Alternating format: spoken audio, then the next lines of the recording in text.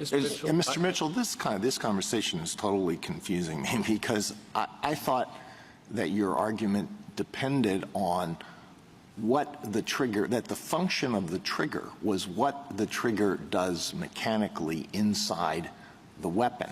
And therefore, whether you have one trigger or two triggers or three triggers or 10 buttons, it doesn't matter.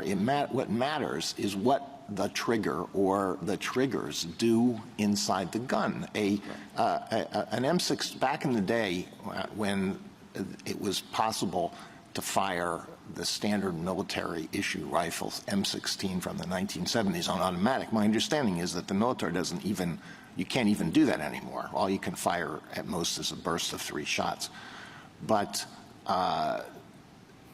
there are 2 buttons on the old-time M16. You have to flip well, there are 3. You have to flip it over from semi-automatic to automatic. That's 1 button. And then the other button is the pulling of the trigger. But do I misunderstand your argument?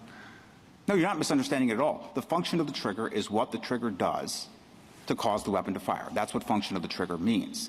But to determine that, we need to first determine what exactly the trigger is before we can consider what is the function of the trigger. And there will be certain types of devices, like this motorized trigger device in United States against camp, where the trigger actually is changed because you're no longer pulling the curved metal lever to set off the weapon. Instead, you're flipping some switch that starts a motor. Now I'm completely lost. The trigger is not doing anything.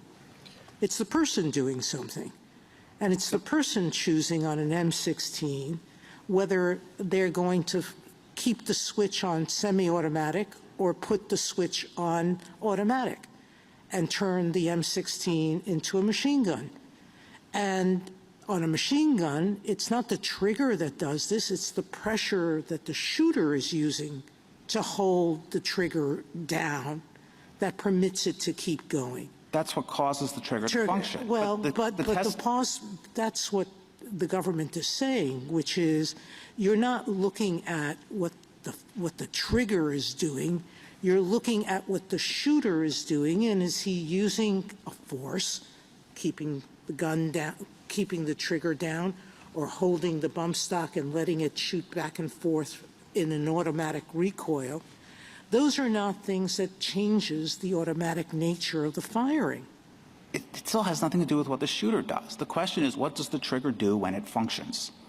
And if the trigger allows more than 1 shot to fire per function of the trigger, what is the single function of the trigger? But and on a the trigger you're saying can be a button. So why can't it be the bump stock that's forcing this thing automatically in a recoil motion to go back and forth? Because the bump stock doesn't fire the weapon.